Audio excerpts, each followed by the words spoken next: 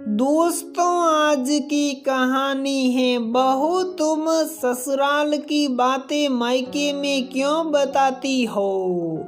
दोस्तों, कहानी शुरू करने से पहले अगर आपने हमारे चैनल को सब्सक्राइब नहीं किया है तो सब्सक्राइब कर लीजिए ताकि आपके पास पहुंचे हर नया वीडियो। माँ, अब मैं उस घर में नहीं रह सकती, न ही मुझसे किसी की गुलामी होती है और न सेवा।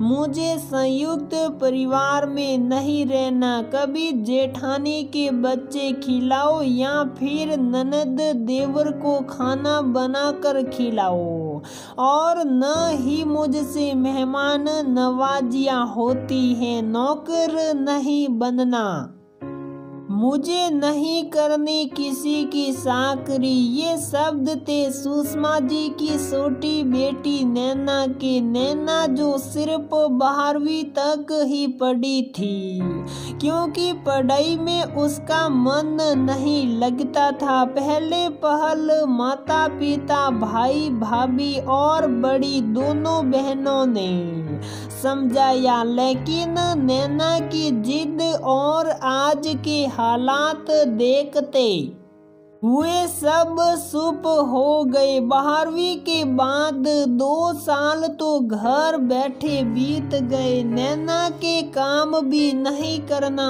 चाहती थी। सुषमा जी उसे बार बार काम करने के लिए कहती, लेकिन नैना थोड़ा काम ही करती। सुषमा जी कहती कि खाना तो कम से कम ढंग का बनाना सीख ले। नैना को अपने रूप और पिता के पैसे का घमंड था। सोचती थी इसी से अच्छे घर में उसकी शादी हो जाएगी। नैना की किस्मत अच्छी थी, जैसा उसने सोचा वैसा ही हुआ। नैना के पिता मनोज जी की शराफत और समाज में इज्जत देखकर उनके एक जानकार ने अपने बेटे के लिए नैना का हाथ मांग लिया। परिवार अच्छा था और बड़ा भी था, बिजनेस भी बहुत अच्छा था। नैना की शादी हो गई। ससुराल में सब सुख सुविधाएं और ऐशो आराम था। परिवार के सभी सदस्य बहुत अच्छे थे। काम भी सिर्फ खाना बनाने का ही होता था, बाकी तो सब काम के लिए 2 लड़कियां आती थी। बर्तन, कपड़े, सफाई और डस्टिंग सब वो लड़कियां करती थी। नैना की सासू माँ, ननद और जेठानी तीनों मिलकर खाना बनाती थी। ननद कॉलेज भी जाती थी और खाना बनाने में मदद भी करती थी। नैना का देवर भी कॉलेज जाता था। नैना की जेठानी के जुड़वा बच्चे, एक बेटा और एक बेटी।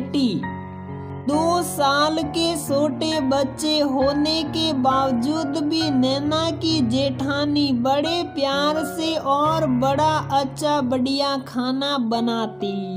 कभी कोई शिकवा शिकायत नहीं, न बच्चों का बहाना, और सदैव खुश रहती।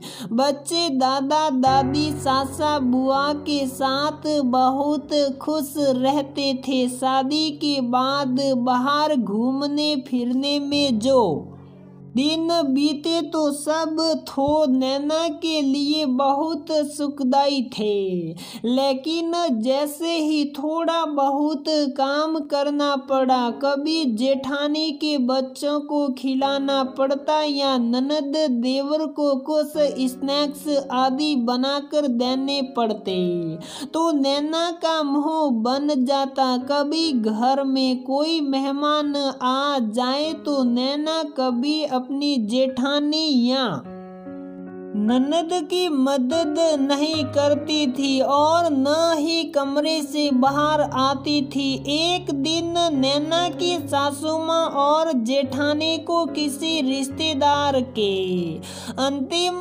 संस्कार में जाना पड़ा। नैना के ननद और देवर ने कॉलेज से आते ही खाने के लिए नैना से कुछ बनाने को कहा, तो नैना बोली आप खुद बना लो, मैं तो भाभी जेठानी के बच्चों को संभाल कर ही थक गई हूँ। नैना की ननद बोली को बात नहीं भाभी, मैं फटाफट गर्मा गर्म ब्रेड पकोड़े बना देती हूँ और साथ में सूजी का हलवा भी। हम सब मिलकर खाएंगे, मम्मी और भाभी भी तब तक आ जाएंगे। नैना चुपचाप अपने कमरे में चली गई। जब तक नैना की ननद हलवा और ब्रेड पकोड़े बनाती तब तक नैना तैयार होकर आ गई और बोली मैं अपनी मम्मी के घर जा रही हूँ। नैना की ननद कुछ बोलती इससे पहले नैना बाहर निकल गई। नैना अपने मायके पहुंची, बड़ा सड़ाकर अपने ससुराल वालों की बुराइयां कर रही थी। तो सुषमा जी बोली कमी उनमें नहीं तुझ में है, तेरे ससुराल में सब अच्छे हैं और वहाँ कोई कमी नहीं है। ससुराल में मिलजुल कर रहने को प्यार कहते हैं, साकरी नहीं। तेरी भाभी भी तो 10 सालों से संयुक्त परिवार में रह रही है। तेरी दोनों बहनें भी संयुक्त परिवार में रहती हैं। अपने प्यार और गुणों से उन्होंने परिवार को बांध कर रखा है और उन्हें सम्मान भी मिलता है। अगर तेरी भाभी भी ऐसा ही सोचे तो और तुझे तो कुछ काम भी नहीं आता। तेरे ससुराल वाले तो अच्छे हैं, उन्हें इस बात की शिकायत नहीं की। तुझे कुछ नहीं आता, तेरी भलाई और गुजारा उसी घर में सबके साथ रहने में है। ससुराल वालों की अच्छाई समझ और अपनी जेठानी और भाभी से कुछ सीख। गलत फैसले में हम तेरा साथ नहीं देंगे। नैना बोली आप मेरी माँ हैं लेकिन दूसरों की तारीफ कर रही हैं। सुषमा जी बोली माँ हूँ इसलिए ये सब कह रही हूँ। ये सब जो तुझे आज बुरा लग रहा है, जब तुझे समझ आएगी तो तुझे माँ की ये सब बातें बहुत अच्छी लगेगी। नैना की भाभी चाय नाश्ता ले आई और नैना के मना करने के बावजूद भी बड़े प्यार से जिद करके उसे खिलाया पिलाया। नाश्ता करके नैना चुपचाप अपने ससुराल चली गई।